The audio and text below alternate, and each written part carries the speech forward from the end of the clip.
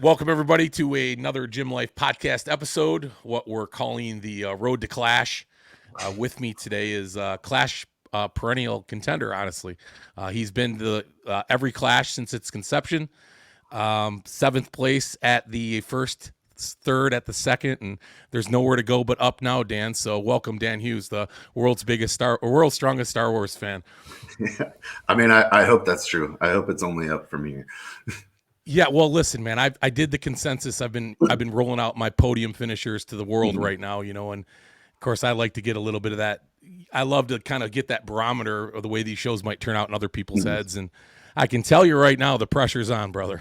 There's a lot of people out there that are putting you back on that podium somewhere. And that's just an honor to be mentioned amongst many of the names, of course, that you consider your brothers in the sport that you compete against just about at every show now. Does it get any better?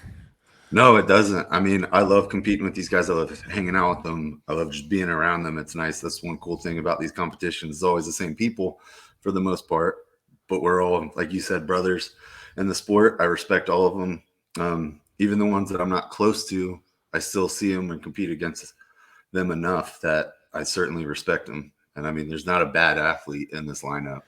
Boy, there's not. And this year compared to the first year, even compared to the second year, you said last year, boy, could it get any better than this? And then all of a sudden you see that 30 guys or 31 guys go, oh, geez, it just got better than that. Yeah, exactly. And it's nice to see the contention because ultimately with the 105ers, there's guys that historically are part of that sort of first team that have been there a while like yourself. But now we see this next crew kind of coming up behind you guys.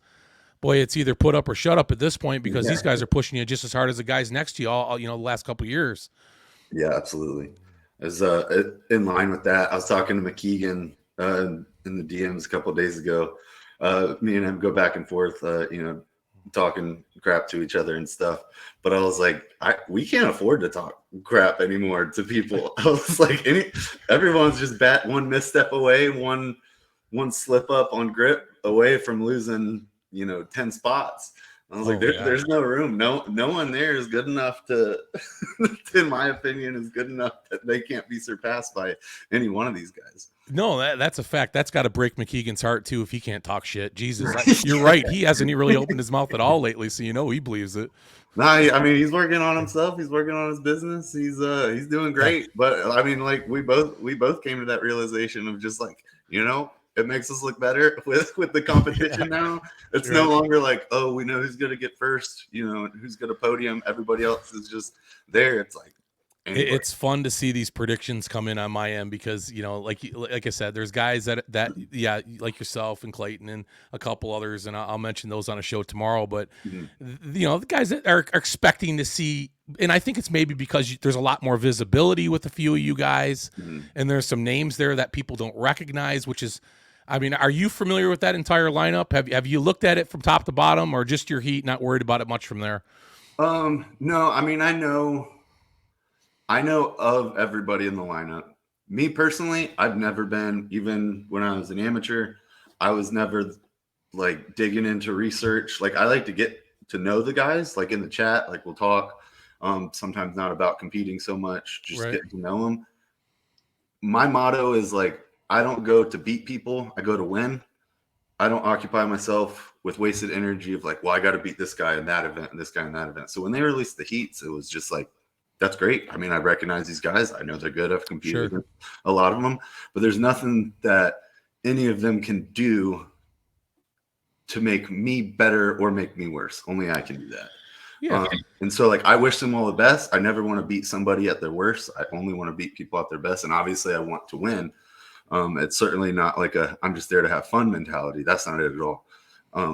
But I'm not there to beat the people in my heat or in the finals if I should make it. I'm just there to win. Yeah, it really, it can't be articulated any better than that as a strong person, man or woman. We know the sort of the limits of what we're capable of doing and providing if we can get through a day, not make a mistake. It really doesn't matter if anybody else is there or not. Your scores will be your scores, and are they going to stand up? I think what really separates you pros, though, you really top level guys, is the inability to make silly, stupid mistakes that cost you seconds, cost you reps, cost you feet, cost you time. You know, you guys do it better than anybody else. And you would agree, right? I mean, that's really what your focus is now at your level. Exactly. Like I like to watch, especially the guys I'm really close with and have known for years, like especially like Justin and Lloyd. We did our first competition. Both of our first competition was the same one in Alaska. I love watching him, whether he's in my heat or in the comp. But most of the people, I don't even watch them. And it's certainly not like they don't deserve my time. It's nothing like that. It's like whoever it is, watching them is only going to mess with my head because they're either going to do it flawlessly. And I'm like, well, now the pressure's more like on even more, or they're going to mess up and I'm going to be like, okay, sweet. Like I have a cushion, but I don't want that because I don't want anybody to ever think that I'm also hoping somebody messes up. Because like yeah, that's a great point, right? It doesn't matter what you see; it could fuck with you. So why even bother watching? Whether it's good or negative for them, it can go either way on how it affects me. And so that's why it's like, you know, I have to focus on myself, especially if I'm coming up soon. Like I always like to go, like at OSG where they have all the weight classes. I'll go and I'll watch them. So I may watch like, oh, that implement's a little bit different. Like it's doing, you know, whatever, maybe the car yoke because I've never run a car yoke. So it's like seeing how it affects when people pick it. How does it move? But I'm not going to go do that for my competitors because like that whole time warming up, part of my warm up is all just mental as well. And I'm sure that's certainly not unique to me, but I have my own mental processes that I have to walk through, and it doesn't involve watching other people. Yeah. As much as I would like to say I am mentally strong enough for it to not affect me, it 100% doesn't. I think it would anybody. Yeah, I think you're right. I think without a doubt, you just don't want it to get in there any way, shape, or form because and then no matter how much we think sometimes we can keep that clutter out, we just don't want to take that chance. So I totally agree with you. Let's go back just a little bit because, you know, I've gotten familiar with you over the last year in a big way, just simply because I was such a fan of yours at your performance at Clash last year when I got to see you in action. But where did it all kind of start for you? Kind of give me the Cliff Notes version of how Dan Hughes came up through the sport, because being in the Army, that doesn't provide you a lot of time to really dominate the sport like you've done a good job of it being a pro the last couple of years. So I commissioned from the Citadel in Charleston, South Carolina in 2014. During that time, I was training to do compete in bodybuilding. Before I reported to Fort Benning in 2015, I had a little bit of time kind of as a true civilian in a way. Like I just had a couple small jobs. So I did bodybuilding shows and trained for that. Once I went to Fort Benning and went to all the schools I had to go to there, I kind of came to the realization, like, I can't keep up with the lifestyle of being a competitive bodybuilder and be in a combat arms MLS and active duty. But I still really wanted to compete in something. So when I went to Alaska, which was my first duty station in Fairbanks, I was training for a powerlifting meet. Some guy in the gym up there approached me. He's like, "You ever do strongman?" I said, "No, that's just for big people." Like that's how a lot of I think middleweight and lightweight guys, their story starts. Because at the time I was maybe 215 pounds, so kind of big for the Army, but not big for strongman. Yeah, right, exactly. And I was like, "Sure, I'll try it." And Justin Lloyd and I had also just met in the gym, kind of in a similar way. So this guy got me and Justin to do it. We did a show like 4 weeks later. We both did pretty well. I placed second to the guy who invited me. And then I don't want to romanticize it and it'd be like I absolutely fell in love with it at the time. It was about to be my first winter in Alaska, and it kind of was just like, well, this is something to do. Right. Like, this is a hobby I have. I was single at the time. So you're like, sure, what else am I going to do on Saturdays besides strongman Saturday? So I did that. And with my active duty schedule, like I didn't have enough time to like really just dive into it. So it's kind of something I did when work didn't get in the way. Did a couple competitions up there, won the under 265 Alaska Strongest Man. That was pretty cool. It was a fun comp. And then kept qualifying for nationals, never had the ability with my schedule to go. PCS to Georgia again, and I hadn't competed for like a year. This was in 2019. And I kind of came to a crossroads of like, do I want to just stop this completely, or do I want to get into it? And I was like, I don't know. Let's just do a competition, because that was my first time competing in the lower 48. I was like, we'll just see how it goes. signed up for a max log and max deadlift competition 3 weeks out in Georgia. Oh, Lord. Placed third out of third in the, I think it was a USS show, so I think it was 220. Like didn't have to cut or anything, just showed up, zero train up. I actually got hurt on the deadlift because of it. Just a kick in the balls, it was jeez. I mean, I was a rookie, but super rookie mistake. Yes. But even though I was in pain driving home, I was upset. I hurt my back, but I told my wife, I was like, I love this. I was like, this is awesome.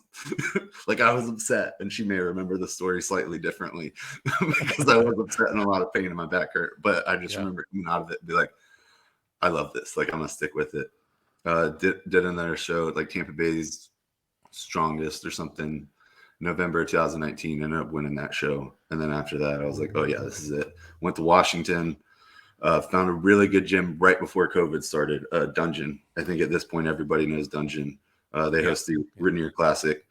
So I got in with all those guys and girls right before COVID happened, which was a huge blessing because everything shut down, especially in Washington. But we were able to get in. I had access to implements even during quarantine, the height of quarantine. So then did First Nationals the year Justin Lloyd won, which was really cool to be there. And then came back and won Nationals in 2021. Yes, I think. The rest is history. Yeah, you know, it's like a fast track, but not quite a fast track. Yeah, there was a lot of time in between that you kind of had to piece things together again. Looking back, it seems like a lot shorter time period than it was, but now, I mean, we're in 2023 now. So my first comp was, I think, August of 2017, and that is we're getting away from that, but I don't regret it. It was really fun. I mean, no, listen, you certainly don't regret it now. I mean, when you're the guy, when you're one of the top guys talked about in a certain weight class in this sport, you know, that's quite an honor, but it's definitely something you've earned. I mean, we don't take it for granted, but there's a common denominator between a lot of you guys at the level you're at. You know, it didn't take you long to start winning. Your natural ability shined through it. It was just a matter of kind of honing your skills a little bit around these implements, you know, picking and choosing these spots that you need to really work on to do a complete show and be good at it. And before you know it, you're winning everything. And, you know, and I know a lot of you guys are very humble, and I'm the first one to say it. These are because guys like you are, you know, you've just got a little intangible that other guys don't. Not to say that guys can't eventually get there. It just is a perfect example when I do these interviews and I talk to you guys and gals, you know, there's this common denominator of success that happened relatively quick because you just kind of figured it out. And I think one reason I fell in love with it, not necessarily because I was winning right away, but it was that I realized static strength. I knew before I even did it, static strength was my biggest weakness within the sport. But I realized, like, because of some of my other abilities, I could still win, and that over time I could bring up the static strength.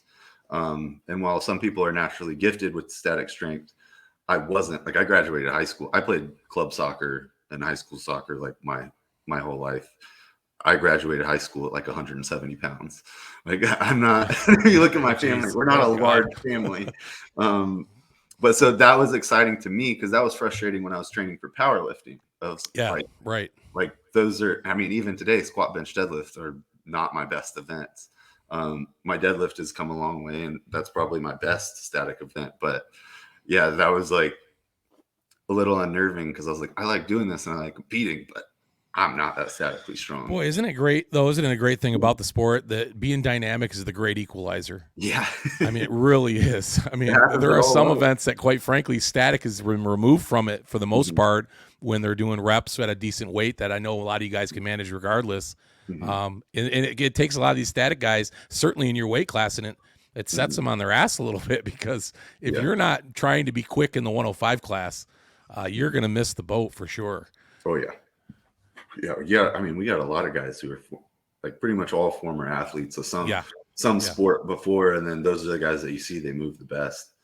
And that's why we've all been able to humble guys much larger than us at times in our career. A fact. Yeah, that's a fact. Listen, you guys aren't holding any extra body weight. You can't afford it. I mean, you're going into these shows. I mean, Are you a big cutter, Dan? Do you cut a lot of weight going to these shows? Or you generally ride it pretty close? The most I've ever did was when I won nationals, and that was only like 17 pounds. Okay, Uh, reasonable. I haven't even started my well, I probably won't really do much of a water load because I woke up this morning at 233.2. Oh So wow! Hey, how nice is that that? the heaviest I've been during this prep was 238, and that was a Okay, couple weeks ago, yeah, and that was kind of like middle of the day too. So I had a conversation with somebody. I was at the Southeastern Strongman Classic this week with one of my teammates. I was talking to one of his competitors. He was asking me a similar question about weight. For a long time, especially being one of the smaller guys, I was chasing numbers on the scale. Like I'll get better if I just weigh 250. Like I need to weigh 255 right, in the off season. Then I kind of realized like if I'm still getting stronger at the weight I'm at without gaining weight, there's not much added benefit because I was moving a little bit slower. Obviously, my conditioning suffered, and like obviously, if I gain 50 pounds, like I weigh 285, I can be a lot stronger, and that will help in a lot of certain lifts. But if I still have to cut down at the end of the day anyway, and my yeah, body can handle it, I think my best performance to date was probably Clash last year. I mean, placing wise doesn't compare to OSG, the second, third, and what the yeah, titles are. right. But my personal best performance, I think, with least amount of mistakes made was Clash last year, and I think I did about a 9 pound cut. You know, it's. I love to hear that because a lot of guys, I don't know if it's just all of a sudden we just realize. You know, I think we catch on, or at least it's the buzz nowadays. Is we with weight came strength. It was always kind of one with the other. Yeah. But to be able to move and be athletic, and once you start getting to that really fine line where you're spilling over and you become insulin insensitive, Mm-hmm. and all of a sudden you start being that sort of stuck in the mud. I think I've been there. I think you know what I'm talking about, Yeah. where you think you're moving but you're really not. You're right. That's a risky place to be because I know some of Yeah. those guys. I know McKeegan's one of them, and some others in some of the other classes. Boy, there's some big cutters there, and if you don't know what you're Mhm. doing, but that could really mess up a day out there in the sun. Yeah, and that's part of it too, the know what you're doing aspect. There's some guys who do really big cuts, but they do Yep. it very well. They do it successfully. It doesn't seem to negatively affect them. However, I think the vast majority of people who try to do those, they're Right. not doing it well. They're just doing anything they possibly can just to lose that weight for the weigh-in to their own detriment. Right. And I mean, like you're saying, like you think you're moving, you're like, oh, I'm huge. Like I weigh 250 finally. Like I feel great. You watch the videos and your face is just beat red during Oh warm-up sets. God. And you're just like, No. I am not looking athletic right now. That was me. That was me 3 weeks ago, man. I was 300 pounds. I did a competition. I'm a masters guy, so it was a 270 farmers. Mhm. And I did that and I watched the tape back and I thought, oh my God, that's so lumbering. That is just terrible. You're It's exactly right. I'm it's laughing nice because when a set feels rough, but you watch the video and you're like, actually, that looks pretty good. But it's yeah. terrible when you're like, that Yeah. felt great. You Hey, I watch could have held and on you're to like, those farmers for an hour, but boy, I wasn't moving them very far, I'll tell you. Oh shit. Anybody coaching you right now?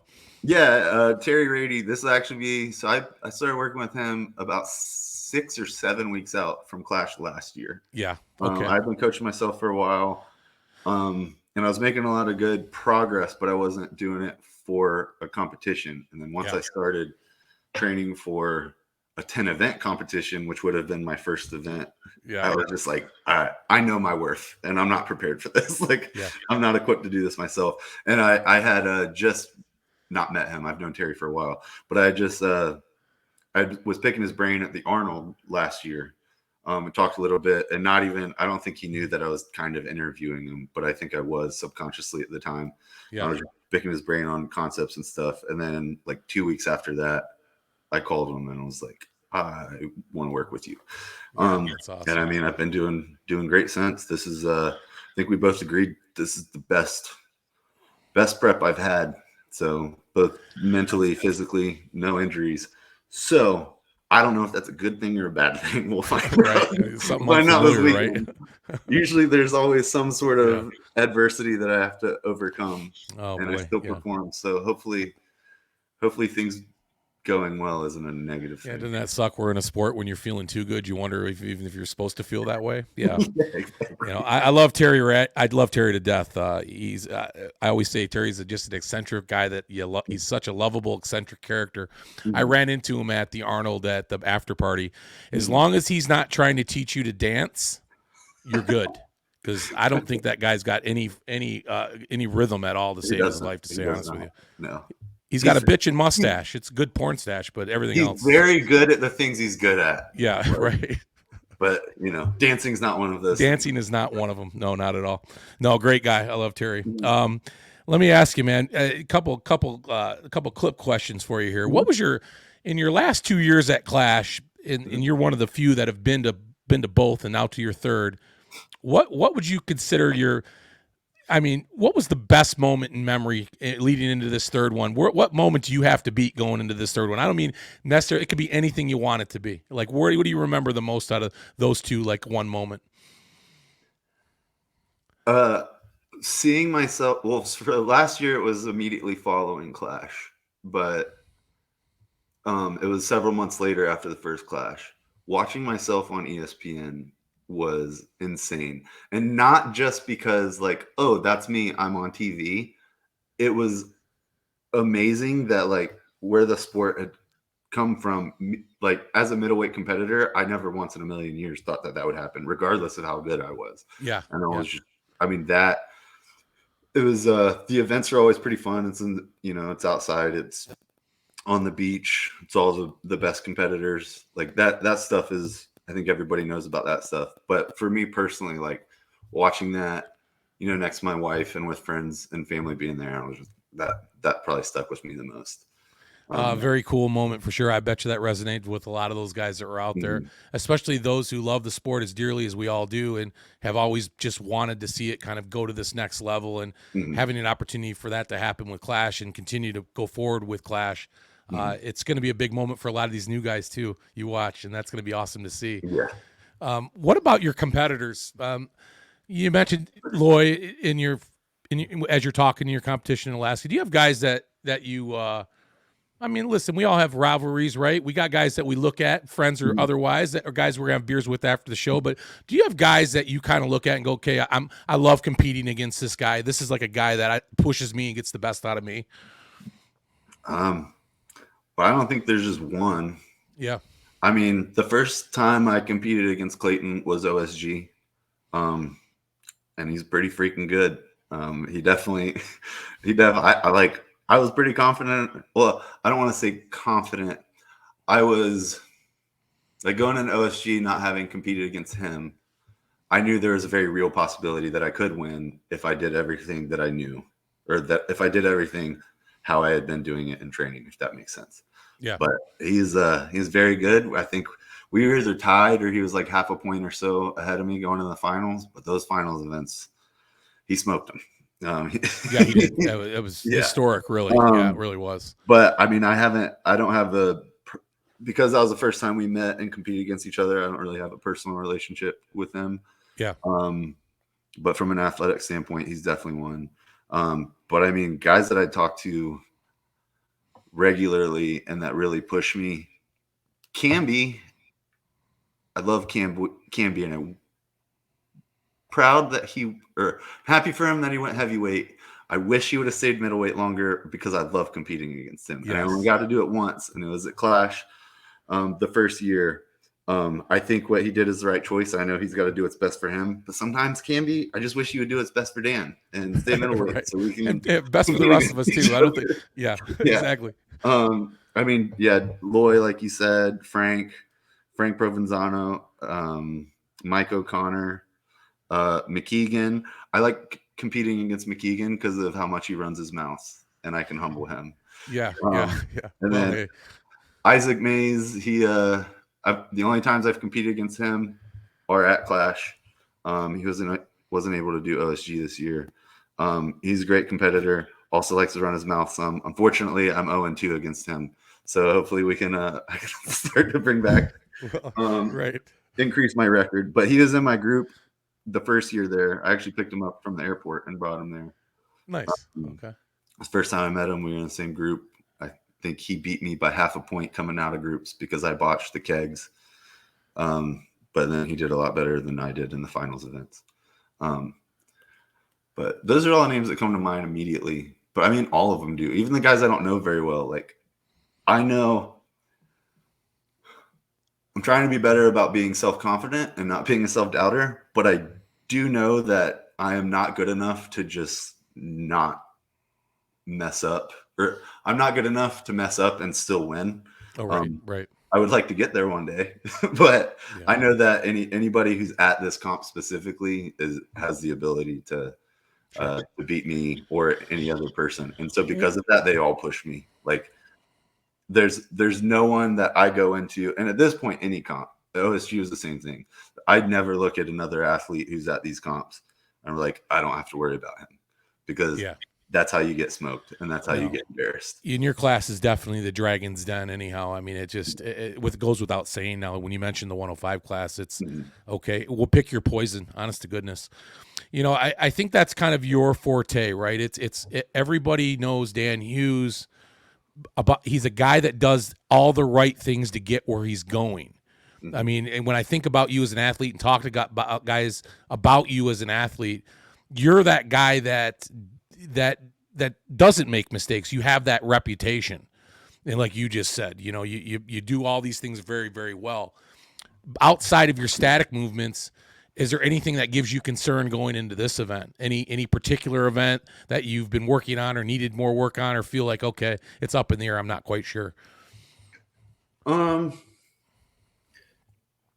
I don't think there's one event. All the events are so different, and there's so many variables within each event. Like, because even the deadlift, for instance, is not just the deadlift. Like, you have the transitions between all three movements. So I think for a lot of people, especially like, you don't have the full minute to do the reps at 635. There might be some people that win or lose reps based on how fast their transitions are. Or, you know, your straps mess up. So do you practice when you're doing these events? Are you practicing just on how many reps you do, or are you practicing on and timing how fast you do your transitions, or where are you losing time on your transitions? Same thing for the overhead press medleys, tire flips. When you flip it, are you just flipping it, or are you flipping it in a way to make sure there's no wobble so that you get flawless transitions between reps? I mean, the only one that I can think of that's just a simple event is the frame deadlift, and that's just going to suck. Like, it's a light enough weight that I think everybody's quads and glutes are just going to be wrecked. I think that will play a factor into at what point you do that event within your heat will play a factor at how you perform. Like, I hope we don't have to do the frame deadlift first, because that's going to make the rest of the events. I mean, it's fair, obviously, within your heat, but it's definitely going to affect the performance. Yeah, that's a good point. No, that's a great point. You know, I think that's just a point that needs to continue to be brought up about Clash. Unlike other competitions, you're doing essentially 2 competitions in 2 days. And I don't care what these events are in any order on any given day, they're going to take their toll on certain guys at certain times. There's just no question about it. I mean, what you train, I mean, it'd be nice if everything was a training day. I'm going to do these 2 implements today, and that's, you know, but you're right. That's the intangible that I think separates the podium from, well, of course, it was pretty close, I think, down to top 5 or 6 guys last year. It was really tight there going into the end. But yeah, ultimately, I think you're right. It just depends on what trap you're going to fall into, because everybody's going to fall into one of them. Like, exactly. And it's fast paced. That's another thing. I mean, I'm used to it from last year. I try and focus on my conditioning more. And by conditioning, I don't even just mean, you know, cardio or doing, you know, longer sets. I mean, there's a lot more that goes into conditioning, especially for these types of competitions. But I also try to work through every possible variable that I can perceive ahead of time and train in that environment. Even like, this is really silly, but I think it does help to a degree. I play music that I hate. I play music in complete silence. I play music that I love. I'll do events in complete silence, like comp weight events in silence, just with a buzzer. So all I hear is like the whistle or the buzzer. So anything that I'll have people come into the room, teammates or other people, talking with no music while I'm training. So like anything that can distract me, I'm training myself to shut it out and make sure. And it's not using stimulants like, ammonia and all that. It's trying to just be me alone with as many distractions as possible and still being able to perform. That's just one example, but I try and do stuff like that because at every competition, there's always something. And I've seen that's Dan, that's a very military mindset you got going on there. For everybody out there, Dan he's in the military. This all makes sense.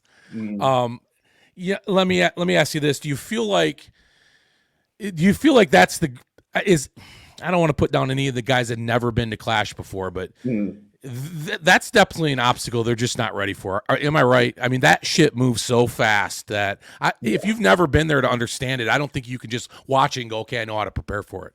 Oh no, I mean, we didn't last year because last year, and it will be different this year from what I understand. But the finals were actually live, which means all the events are in real time. And I think it was 7 minutes from the time you stop your first event. It was 7 minutes for each athlete before they started their second. So we're doing 5 events, obviously at comp weight, and plus the award ceremony, all in like 90 minutes. And I know I can speak for myself, but probably all of the athletes, none of our workouts are 90 minutes. They're all longer than that.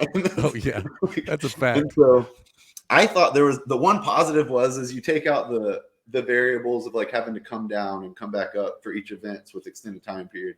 You don't have to worry about refeeding. There's no there's no snacks between. It's like you're lucky if you get a sip of water, or I make the joke, you decide whether you have to use the bathroom or change your shoes for the next event.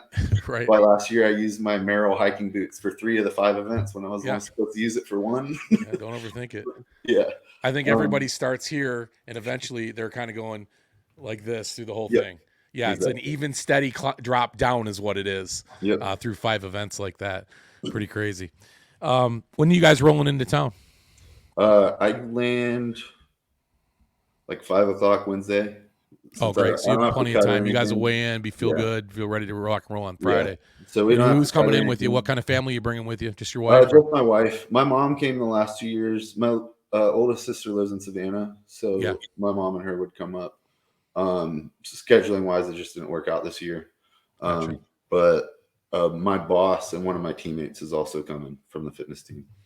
I think that's another thing that really I love about Clash, and I try to bring that to when I talk about it on my shows, is that this is one of those very unique competitions that provides a lot of camaraderie, opportunity to hang out with people maybe you don't get a chance to hang out with too often, and not only that, be able to see them over a couple of days and meet their family and other friends that they kind of bring to the scene as well.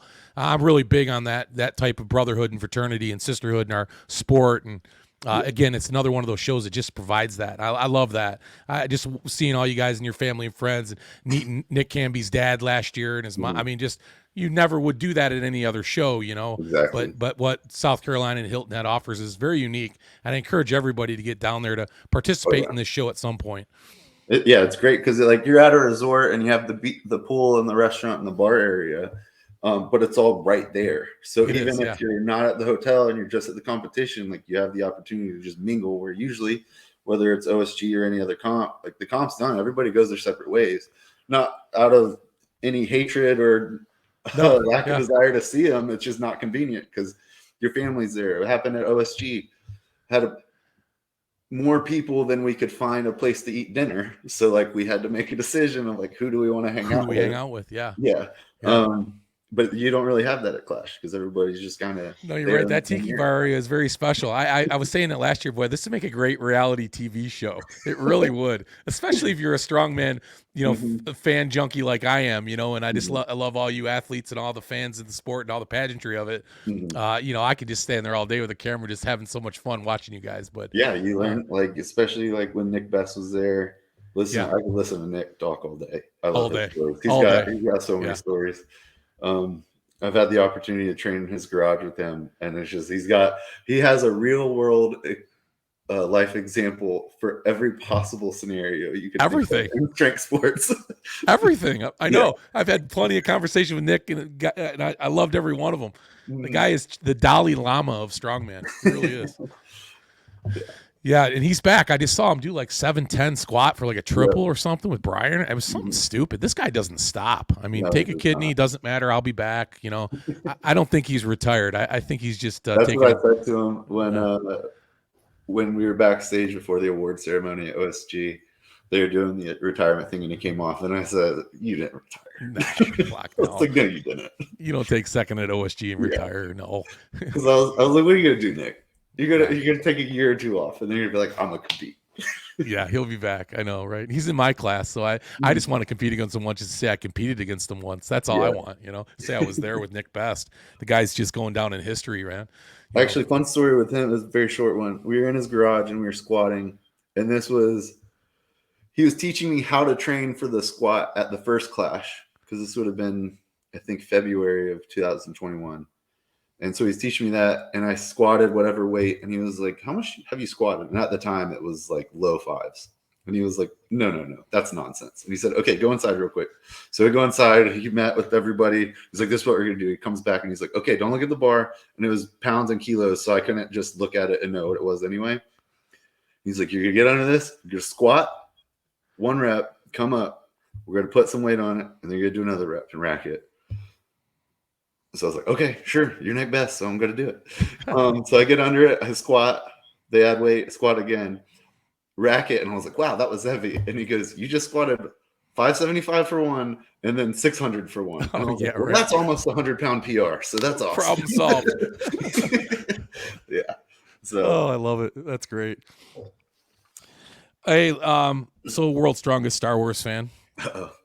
These are Yeah, well, what I love there's a lot of podcasting. people out there that love Star Wars. I mean, why not? I got to ask a couple Yeah, questions about this. I'm ready for it. You're I think you're it I'm though, right? You're the guy. You're the I Star think Wars so. guy. So I what mean, I'm I not going to ask say, you any trivia because I love it, but I got some questions for you. okay. Your favorite Star Wars movie Uh-huh. out of all of them, which is what, 8 of them now or something? I don't know. Well, there's 9 in the Skywalker Yes, saga, 9. which Right, is gotcha. episodes 1 through 9, and then you have like Solo, Rogue One. Um, I think that's it right now. Yeah, those two. Yep. Yeah. Mhm. Um, I think Empire Strikes Back is my favorite. Rogue One is also awesome, but like I don't watch Rogue One with the same lens that I watch 1 through 9, just because it's kind of like a side story almost. Yeah, Like yeah. provides context for the saga, but Empire Strikes Back. I think in order: Empire Strikes Back, Return of the Jedi, A New Hope, and then episodes 3, 2, 1, and then I don't like 7, 8, and 9 like at all. Yeah, I think everybody kind of feels that with Yeah. you. I'm a big Star Wars guy myself. I don't even want to challenge your knowledge of it, because if you're going to name yourself the world's strongest Star Wars fan, you're going to be that guy. But who's your favorite character of all time? You got a couple of them? Yeah, I have a couple. So, and they're probably unpopular opinions, because one is Darth Maul and the other one's Ahsoka, which I think are kind of the same character, but on the light and the dark side. And if Okay. you haven't seen Clone Wars and Rebels, this isn't going to make sense to you. But I I like haven't. it because both of them they felt abandoned by the organization or the faction that they belonged to. They were abandoned, but they still wanted, or one wanted power and revenge, which is Maul, which is on the back of my arm here. Okay, yep. Darth Maul, got it. That's And cool. then Ahsoka did the same with the Jedi. Okay, yeah. Okay, now I know who you're talking She did the about. same Yeah. with the Jedi. She felt they both were abandoned by the people that they trusted more than anything in their life, and they were left to be alone. And so they had to find their own way based on the lessons they were already learned, they were already taught up to that point. So that's why you have Darth Maul, who's the Sith Lord. He tries to gain power and overthrow the Empire, which is also what the Rebels and Ahsoka wants to do, but he goes about it a totally different way than Yeah. Ahsoka does, who's like, I don't want to be part of the Jedi, because the Jedi's hubris and their pride led them to the fall of the Republic, because they thought that could never happen because we're the Jedi. And she also hates the Empire, but she goes about it a different way by helping people and teaching people how to protect themselves, and help each other, more importantly. But if we have to go all that to say, outside of that, probably Princess Leia. Okay. Yeah. As far as the other movies, which I also have Leia here, but she's kind Nice. of a Yeah. where I the see. camera's You reversed. are the world. Yeah. Yeah. I love what we're That's doing here. Leia. She's got a Yeah. little daddy tattoo with Darth Vader on it. But Nice. but Princess yeah, Leia, I'm sure as a young man, you love Leia, of course. I We all did. did, right? She Yeah. awakened me. Is she away? Oh, yeah. I got to ask you, though, as a Star Wars guy, Mhm. one more question. Okay. It's tough to deal with some of this Disney stuff, isn't it? Is it hard to connect with it? I watch it all, Mandalorian and all. I'm wondering what a real Star Wars guy like you, when you're looking at and trying to watch that, because now they're just kind of grabbing these sort of off loops. Nothing's Yeah. really connected. So like fully understanding the, I guess the showbiz aspect of it, of like it's a money pot for them. Yeah, That's the reason they sure. bought Goes it. without saying. So Yeah, it's like I get the logic behind it, yes. So all I ask as a Star Wars fan is just that they don't, I guess, rewrite stuff that's already considered canon. gotcha. So like I'll watch, I mean, I see memes about it on the Star Wars pages I follow. It's just like Disney will turn out crap. I don't care. I'm gonna watch it anyway because it's Star Wars. Yeah. But I was starting to get distraught about it until Andor came out. I Which thought is Andor, very good. Yeah, I thought I don't Andor think was absolutely amazing. Yep. Mandalorian, I really like it. There's certain episodes that it's just like, I don't know why this episode existed. I know it. Like, Yeah, I and know there's what you're others, saying. especially like knowing all the lore and the, like from the books and comics and stuff. It's like there's so much stuff you guys could do that would make this a great episode. Then they don't. But that's also part of just having the different directors rotate through episodes. Yeah, and 30 minutes too doesn't give them a lot Yeah. of time to tell a real deep story in any of those. And so I get that. Like I get Yeah. the logic and the reasoning behind it. It's not that it doesn't make sense, but I mean, I think every Star Wars fan has their own fantasy of how certain things play out and what they want to do. So I just try and enjoy them for what they are, which is entertainment. Well, you certainly do, and I love that you're that guy, and I love it that you're in the strongman community, because there are some nerds in the strongman community that love stuff, like this. Yeah. Not just myself. Have you ever been to a cosplay? And if you did, what did you dress up as? I haven't, but not for lack of trying. I was supposed to go to one in Nashville, but it was I had a work trip, and actually I was planning to go. But if I was going to do it, I would probably go as Darth Maul. Okay, all right, fair enough. I have the lightsaber. I have his red dual-sided lightsaber downstairs. I actually hung in my garage gym. I have it hung up on a barbell rack, like it's a barbell. Dan, I get the feeling that your family already knows what they're getting you for Christmas the day after Christmas. I love Star Wars Legos. I do build a lot of Star Wars. Oh, Legos. those are cool, man. Yeah. But they're not cheap. Oh my God, those things are expensive. Not some. I haven't built them so much lately, but during quarantine, that's actually when it started. My wife and I, since we couldn't go out on like dates and stuff, we would buy a Lego set and just build it and watch a movie. Wow. But then quarantine stopped and Lego building didn't stop, so we just have a lot of sets. Well, do you have any kids, Dan? We do not. Once you have your kids, because I'm blessed right now with my 5-year-old who just now when I say, "What do you want to watch, son?" he says, "Let's watch Star Wars." That's awesome. It's beautiful. I get to do it all over again, and I get to tell him all about it, and he's like really engaged in it. So that's really cool. Yeah, a lot of fun. Well, hey Dan, thanks for joining me today, man. This has been a lot of fun. I wanted to get to know you more, and I know there's a lot of people out there that have been wanting to get to know you more. You're certainly one of the best 105s in the country, if not the world. And it'll all be on display this weekend with 30 other guys that deserve to be there with you. And may the best man win. And again, you're a guy we're all picking to make it to the finals. And I guess at that point, we'll see from there, right? Awesome. I appreciate it. Thank you for having me. You're welcome. We'll see you later, man. Yep.